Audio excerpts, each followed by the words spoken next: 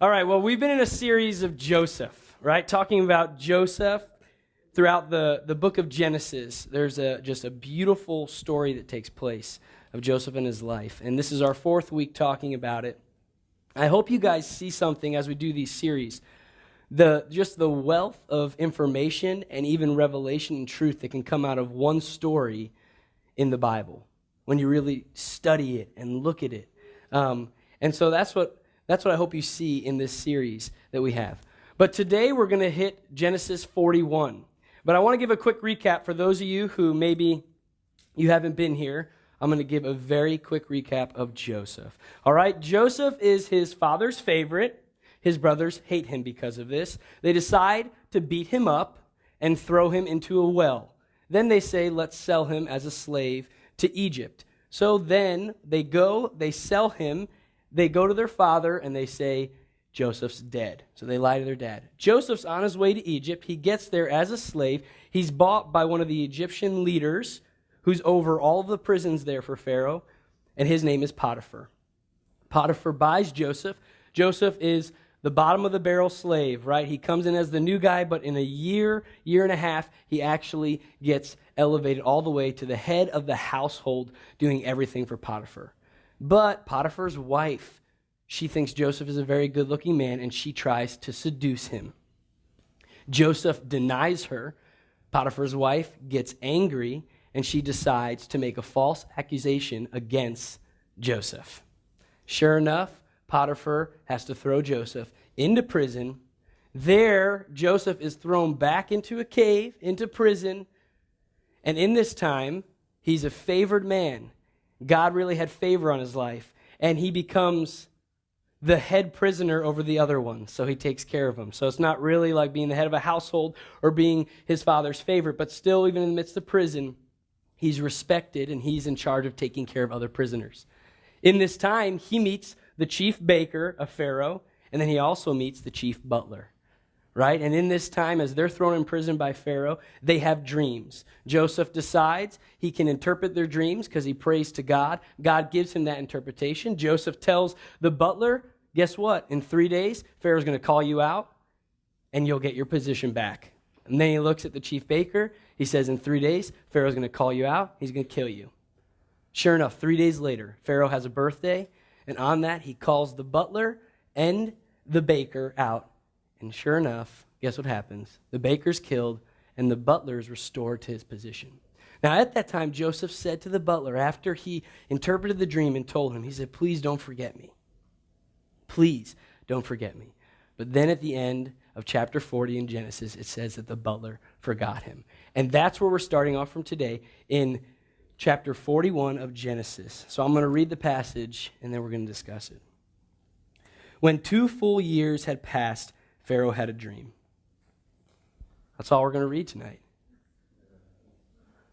When 2 full years had passed, Pharaoh had a dream. Now listen, that first part, 2 full years. You know, so often we read that, just a couple words, we go right over it. 2 years Joseph is in prison.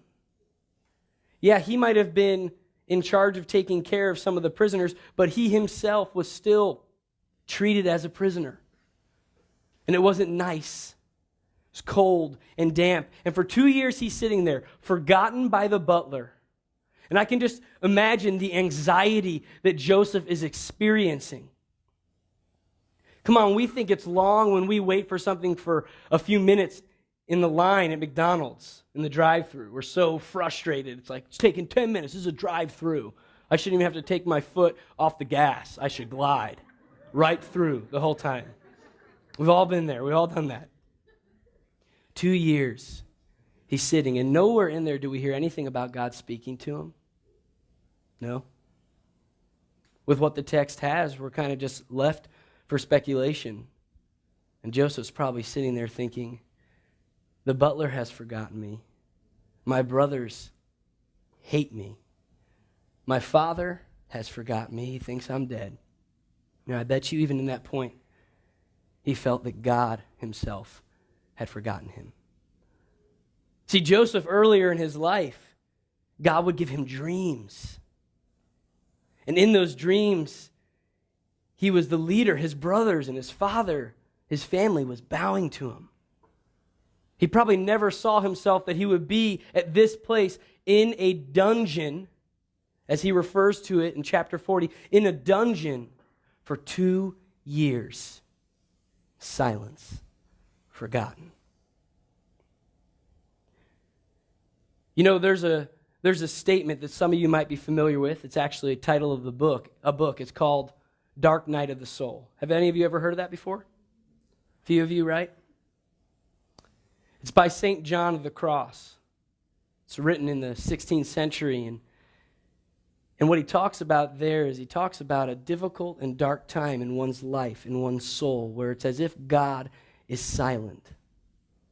You know, but beyond even the book itself and the title of that book, we see that term, the dark night of the soul, is actually kind of what we use to describe when we feel we're in a moment, a season of our life, where it's as if our relationship with God, our feelings with him, our experiences have just dissipated. They've almost even just dissolved. Times where we even question our identity, perhaps, our purpose, where trials and tribulations come into our life. And you might ask the question, where has it gone? Where has my relationship with God gone? Where has it all gone? Some of you are saying, like, Pastor Stephen, why are you wearing this big bling here, this big cross? It's not really bling because it's like a string here. I wanted the big metal one, but I couldn't get it. No. I'll tell you about it, but not yet. But it has meaning to this story. I'm not going to tell you just why I'm wearing it yet. So we see this time, man, where has it gone? Where has my feelings, my experiences, even my emotional reactions to God, where has that all gone? My identity, my meaning, I feel I've lost it.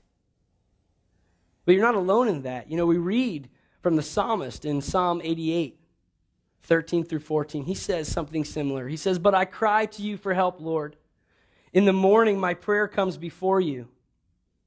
Why, Lord, do you reject me and hide your face from me?" And in verse 18 of that chapter, he says, "You have taken from me friend and neighbor.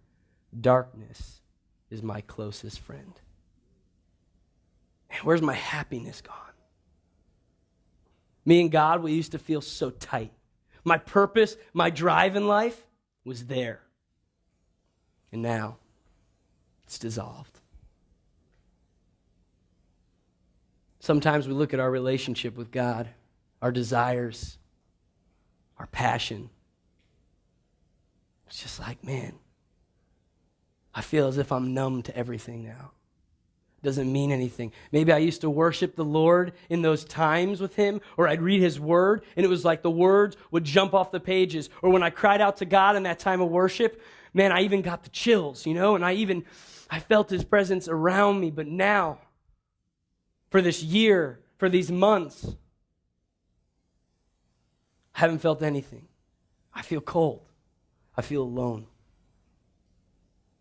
But see, these moments in our lives are not problems. They are opportunities. What are you talking about, Pastor Stephen? You've just depressed me in a matter of 5 minutes. Every single person's face. This is my fantasy character. I'm Peter Pan, and I'm this and that. And they're like, I'm nothing. No. In Romans 5, 2 through 4, it says this, "And we boast in the hope of the glory of God. Not only so, but we also glory in our sufferings. Because we know suffering produces perseverance, perseverance, character, and character hope." See, these moments of feeling alone, feeling forgotten like Joseph did, 2 years, he's in a cell. He's captive. In a jail. People tell him when he can go to the bathroom. People tell him when he can eat or when he can't eat, where he needs to sleep, what he needs to do. 2 years in silence, forgotten by all, probably thinking, man, Lord, you made me promises. I had dreams. I had visions. I interpreted dreams. and they came true. Now I'm just like another thief in a cell. But see, it's in these moments that I believe God can do two things. He can purge us and prune us. Purging, right? You know what that looks like?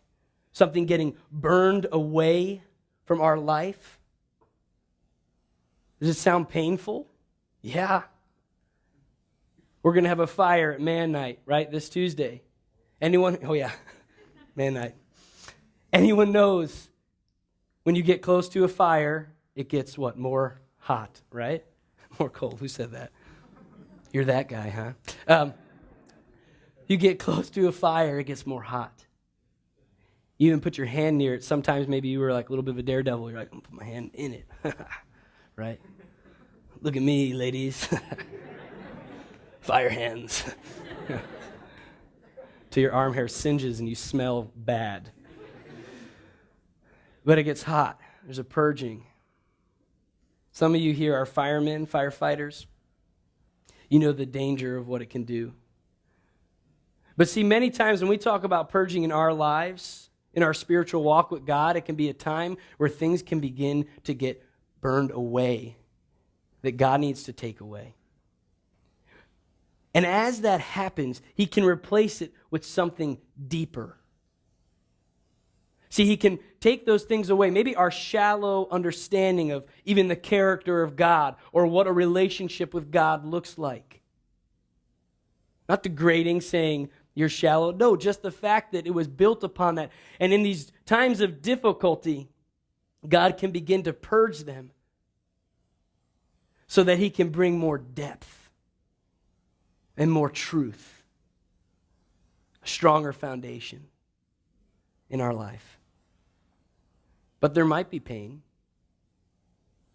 Pain never feels good. But out of those times of purging, some deep growth can come. Also, though, pruning. Any gardeners? No one. Yes. Was that Jane? I thought that was Anna at first. I'm like, liar! A plant and flower only lives 2 days in our home. It's my fault, too. But you know there's something called pruning, right? Even landscapers out there, you have to prune something away. What are you doing in that? You're cutting it, right? You're cutting it. Now, these times in our lives where it's like we're in a winter season with God, things are dying around us. Things are getting cut away. And we feel like we're experiencing loss. And guess what? We are. But in the hands of God, in those moments, that can become opportunities where what seems to be getting cut away in us is now a new place for new growth. A new place where the assumptions we might have had, the preconceived ideas we thought we knew, God can begin to put the right ones, the new ones, into our lives.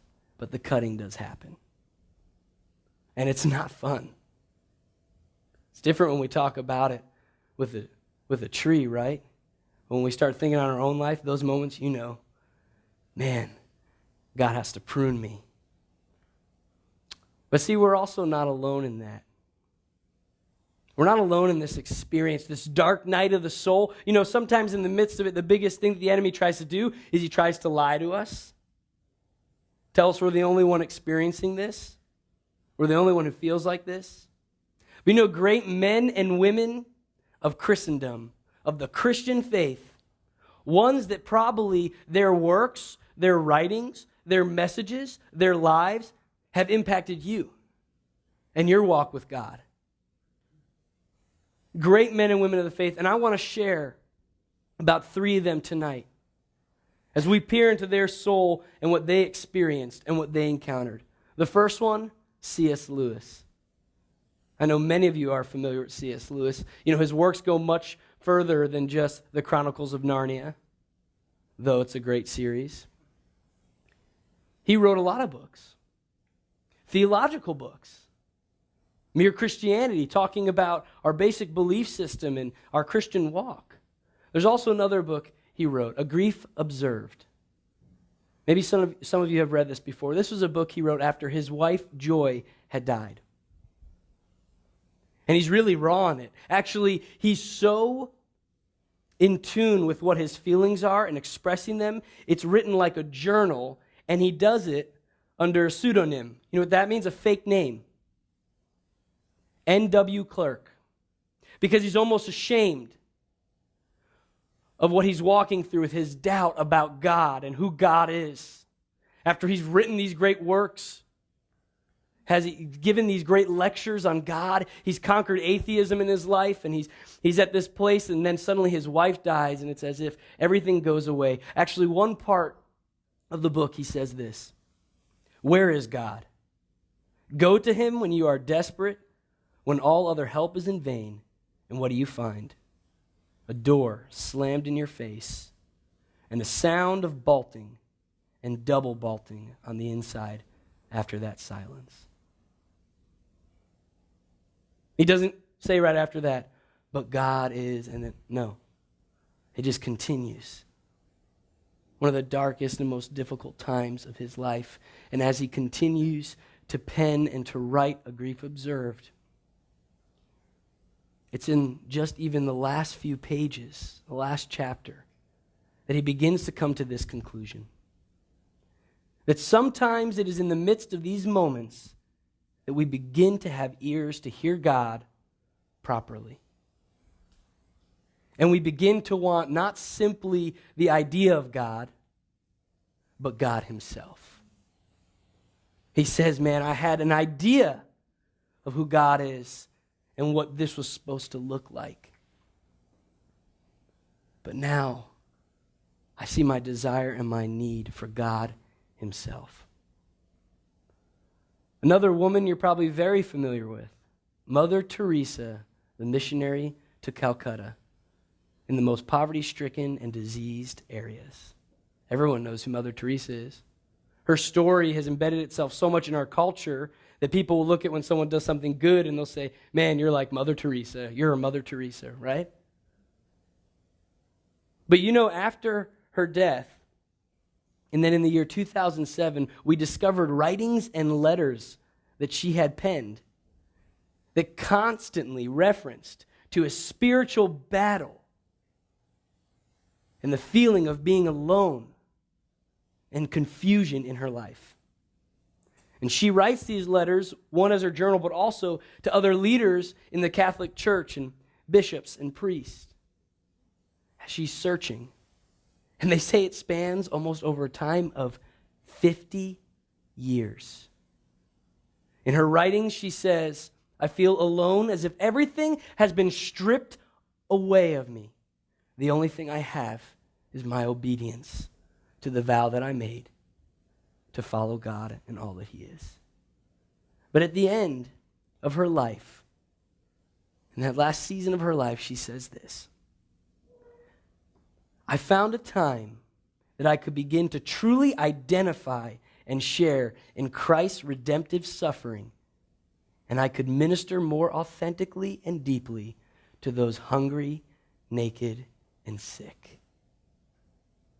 I went through all of this, but I see that it created in me more authenticity and understanding to relate to Christ and his redemptive suffering. And when I love these people around me who are dying and hurting, diseased and sick, I can authentically love them because I understand what they're feeling. And she brought hope to that place. Lastly, a man by the name of Martin Luther. He's identified as the father of the Reformation of the Protestant church. He made great change in the church. But you know, he references throughout his entire life constantly about battling this dark night of his soul, of depression and anxiety, and never feeling like he was even holy or righteous enough. And he battles this. Even actually, there's a point where it got so bad in 1527 that he experienced such a prolonged period of this internal battle of just questions and doubt and uncertainty, feeling alone, that he even got sick to the point of almost coming close to death. But it's in this moment that he does something. He penned a great hymn. A mighty fortress is our God. In this time of darkness, doubt, he penned, a mighty fortress is our God. And the irony of it is that is a song that so often we'll sing, a hymn that we will sing from our hearts when times feel hopeless. A mighty fortress is our God, a trusty shield and weapon. He helps us free from every need that has us now overtaken. One part there he says, he's by our side upon the plain. That even in the midst of this dark, treacherous, difficult time of his life, as he perseveres with Christ, greatness did come forth from it, even though he might not have necessarily felt it. Tonight, though, I want to share with you a time that I walked through in my life. I want to be vulnerable, and I want to share with you something. It's a time in my life that I went through something very dark and very difficult. I had graduated from my undergrad at Oral Roberts University. I was on staff there in the missions department. I was called the regional coordinator. What that meant was that whole year, I discipled about 8 to 10 leaders who would be taking teams throughout South and Central America that summer for a month and 2 months. They would be taking teams there, and I was to train and disciple the leaders and set up the trips. So at the end of it, a friend of mine, Dave, and I, we both had a lot of trips in that area. We were both coordinators, and we said, let's go visit them in South and Central America. Let's backpack from the southern tip of Brazil all the way up into Central America. And we began this journey. And in the midst of this time, I had experienced something and hit something I had never felt before. I began to doubt everything. Who I was, what I did with my life, what I was doing with my life, my identity. I was confused. I felt alone. But the crazy thing is, in the midst of this time, I came and I had to preach. And I had to disciple my leaders. And in this very time of trying to disciple and preach, I'm doubting even the things that I'm saying. I'm wondering, I'm questioning. Who am I truly? I'm not just talking about a moment of, man, who am I? No, I was in such a dark time of my life. Everything I knew, I didn't even know if I could believe anymore. Everything I thought I was, it felt so shallow. Everything I felt I experienced felt so far away. I didn't feel God anymore, even when I was up there preaching about him. Even when I was crying out to him in a jungle in Brazil by myself, God, where are you? Where have you gone? I'm doing your work. I'm here. I'm doing missionary work for you. Where are you? I'm alone. It was hard and it was dark. And it didn't just last a couple days. It lasted a long time. Even after that trip was done, I still was in that place. And I felt no one understood or knew. I had that battle of if only people knew what I was struggling and battling with right now. I'm supposed to be this. I experienced this. This is who I feel and know that I am right now. Now, I was in Colorado Springs. Manitou Springs is the specific location, and Anna and I, we weren't married at this time or engaged. I was visiting her family. And her older brother said, hey, Steve, let's go out, you and a couple of your friends. Let's go do the incline. What the incline is, it's a mile straight up a side of a mountain, all right? And it's actually got railroad ties that are there, but at certain points you're almost climbing it like a ladder. Olympians go there and they train up and down because of the altitude. It's difficult, it's hard. But this is the guy, I'm dating his sister. He's older than me, her brother Daniel, very athletic, awesome guy, like the coolest dude in the world. You know, one of those? It's like, man, you're so cool. I got to show you I can do this. So I'm like, yeah, that's easy. I've been backpacking all summer. Had a beard, long hair. No, that thing wrecked me, right? Plus with the altitude. But at the bottom of that time, all the other guys were getting their water together, their backpacks on. And I went alone in the corner. And I had a backpack on. And I said, Lord, I'm at the end of it all. I mean that. I said, I'm at the end of it all. I'm going to take these rocks around me. I'm going to put them in my backpack. I'm going to fill my backpack up with a bunch of rocks because that's what I feel like I'm doing right now. And I'm going to go up this incline. I don't know why I'm doing this. I'm just saying, you know what? I'm just going to do this. This is what I feel like. I'm not going to tell anyone. I'm going to throw these rocks in my backpack because I feel like I have a weight and a burden upon me. And I'm going to hike up this incline to say to you, I'm still going to keep pressing on. Even though I have all these questions, doubts, and feel alone and confused, I'm still going to keep on. And as I was hiking up this, over time, our group, we began to separate because some guys would need a break, other ones would want to keep going. So I was by myself. And as I'm walking up, there's also on the other side of it, people are coming and climbing down. And a man is walking past me with someone else, and he stops. And he looks at me. I never met this man before. It's my first time in Colorado Springs. I didn't know anyone there. They didn't know me. He says, hey, this is really weird. He's like, I never do this. He's like, yeah, I love God and stuff, but I'm not like this type of person at all. I'm like, what? What are you going to do? What are you saying? Do you have a protein shake for me right now? Because I really need one. And an oxygen mask, because the altitude is killing me. But he looked at me and he said this. He said, man, this is really weird. He kept saying that. I don't do this. But as I walked by you, I felt that God wanted me to tell you he's going to bring you through this. I thought okay, maybe the incline. And he looked at me again. He said, whatever you're going through right now, God's going to bring you through this. So I hiked the rest of that way, and it was difficult and hard, and I got to the top. I took those rocks out of my bag. And I do stand here before you now, and I don't say right at that moment suddenly something supernatural happened, and I was so free of everything. No, it was a process walking through that. But I'll tell you, in that moment when he looked and he said that to me, it was as if, man, I felt the presence of God in that moment. We were saying, what's this cross about?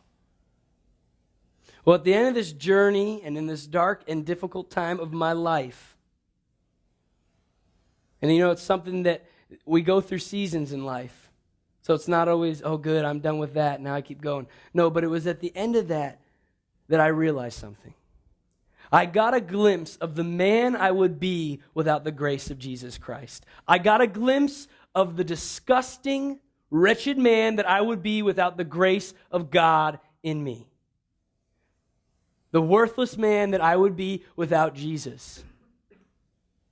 Because in my life, his grace was always upon me, and I felt it. But it was in this time and getting through this difficulty, this purging and this hard time, that suddenly his grace embedded itself into my life like I had never had before. The understanding and the word grace of Jesus changed my life. Because I had experienced the man I was without him, and I would be without him. And so you know what I did? There's no magical power in this or nothing like that. But I went alone and I bought this cross. Because it's at the cross that I look at of Jesus Christ where his grace, where that starts for us.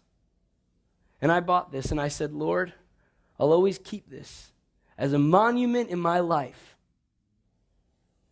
of a moment that was dark and that was difficult, but a monument in my life that the grace of Jesus is in me like I had never experienced it before. And when I say that word grace, I don't just mean it flippantly, but I walked through it, and now it's embedded inside of me. And looking back, in the midst of it, I felt alone, I felt forgotten. God felt so distant and far away.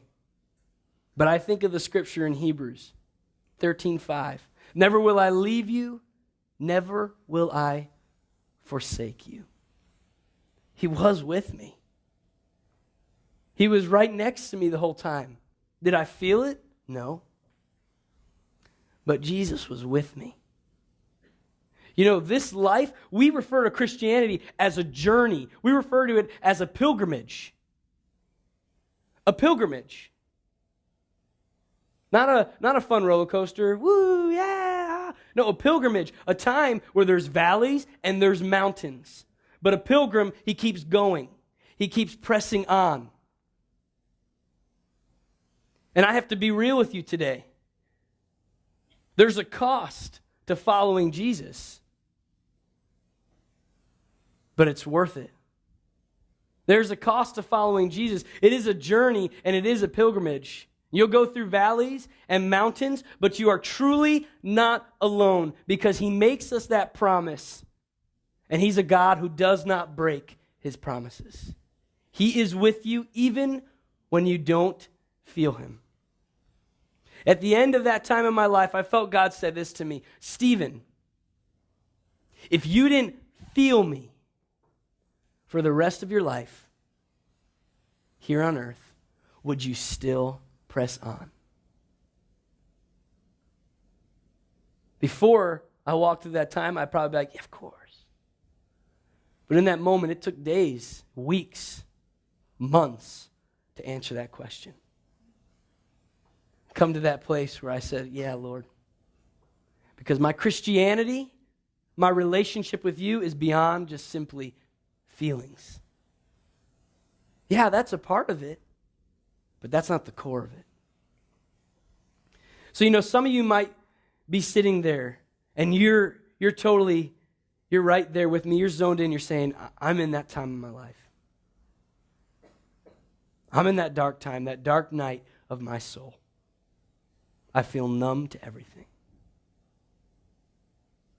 Well, you know what? I'm here just like that man looked at me on the side of that cliff, and he said to me, God's going to bring you through this. Well, tonight I'm here to say to you, God is going to bring you through this. But your pastor said, no, listen, God placed this on my heart, even if it's one of you out there. But I'm telling you, God is going to bring you through this. You might not feel anymore. You might not be able to connect like you used to, but I'm here to tell you, like that man looked at me, God's going to bring you through this. Some of you are sitting there and you're like, you know, I'm not in this time. But I know someone who is. A friend of mine or a family member. You know, during my pilgrimage, my backpack through South and Central America, I had someone there, a dear friend of mine. He's like a brother to me. His name's Dave. And I get emotional about it.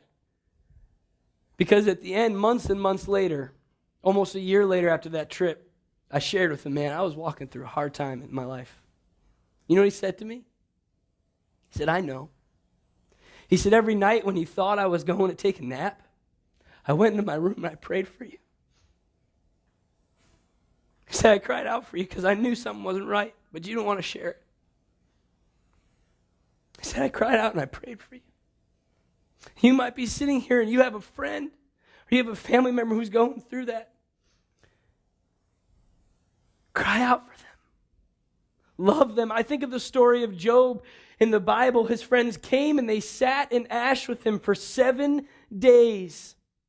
It's become a Jewish custom for mourning. They'll sit with you for 7 days. No words, but they sat with him. You might have someone who's walking through that. And like Dave was to me, he helped me get through that time. I didn't open up and talk to him, but he prayed for me. He was by my side. He was encouraging me even when I didn't know it, and he was crying out for me when I felt lost and alone. You can be that person in someone's life. I'm going to invite the band to come up here at this time, and I know as they come up, it can be easy to be distracted, but I just challenge you guys to hone into this last part. Some of you might be sitting out there and you're like, man, I don't even know about this whole Jesus thing. Jesus. Pastor Stephen, the way you've been talking about it, I don't think I want to be a Christian. Sounds tough. Sounds hard. You know, I think of Jesus Christ on the cross. He says something. He's crying out. He's been whipped. He's been mocked. He's been ridiculed. Stripped naked. He's hanging on the cross, bloody, unrecognizable. Even the criminal next to him is mocking him. And he yells out something. He says, my God, why have you forsaken me? Was he just saying that because, it would make a great point and message in the future? No, he was feeling that. My God, why have you forsaken me? The weight of the world, sin upon him. He felt that separation of him and his Father. And he says, my God, why have you forsaken me? But he says something after that. Into your hands I commit my spirit. And so I say to you out there tonight, if you don't know Jesus, if you're kind of new to Christianity and all this stuff, I say to you, cry out to Jesus. Cry out to him.